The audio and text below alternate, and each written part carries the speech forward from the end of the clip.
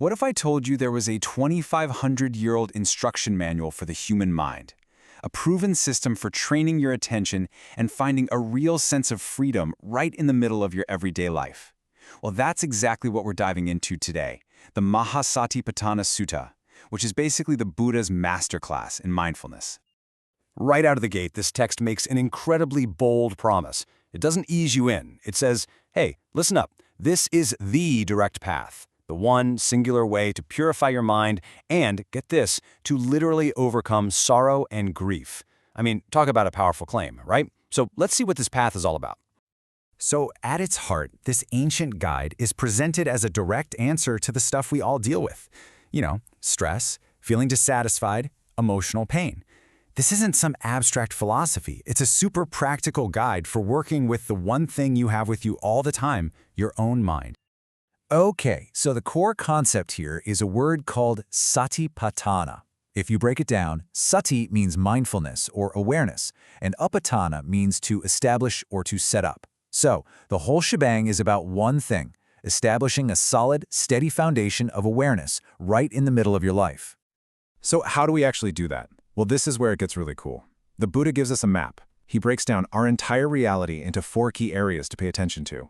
You can think of it like a systematic training manual for exploring your own inner world. So here are the 4 territories on that map. First, the body. Second, feelings or sensations.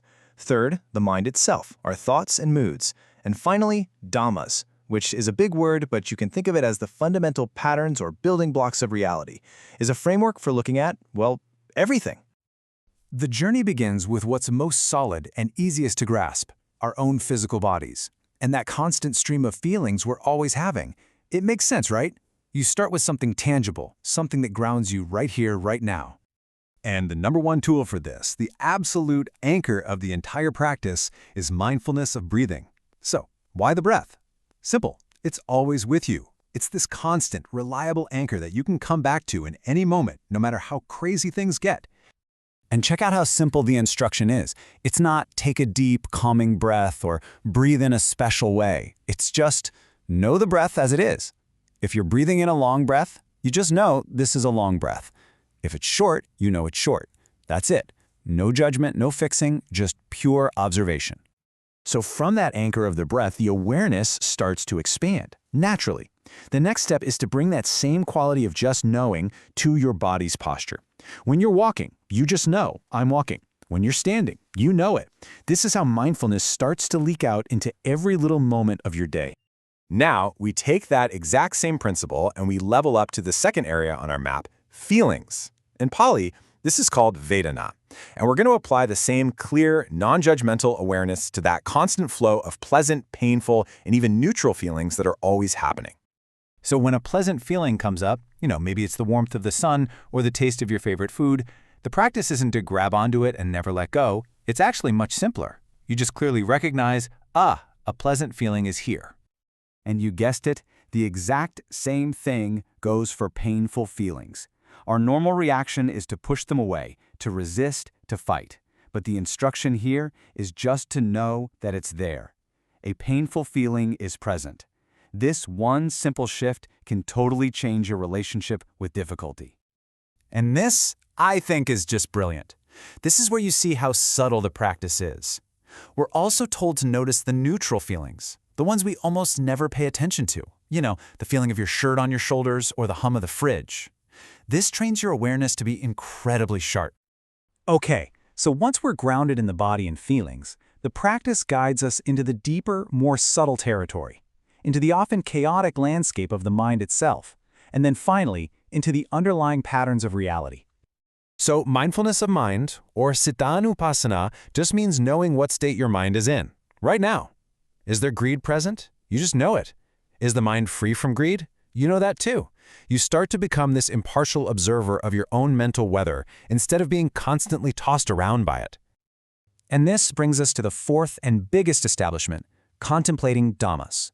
Now this means looking at the fundamental ingredients and operating principles of your experience. For instance, one of the most practical parts of this is learning to recognize the common mental obstacles that trip us all up.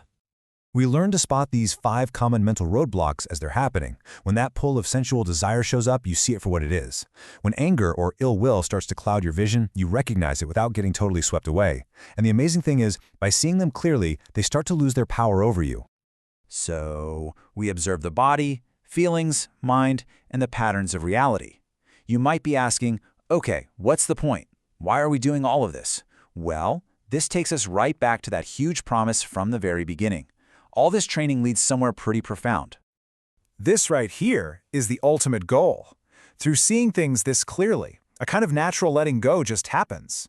You learn to live anicito, unsupported or independent. You no longer need to cling to the good stuff or fight the bad stuff to feel okay. That is what freedom is. And this is where the text makes its most mind-blowing claim.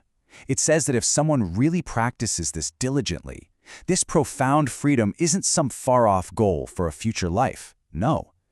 It says it's possible in 7 years, or 7 months, or maybe even as little as 7 days. Look, the big takeaway here is that this isn't about becoming some passionless robot or emptying your mind of all thoughts.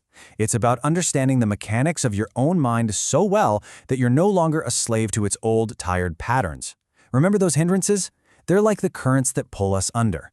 This practice is the difference between being tossed around by the waves and learning how to surf them.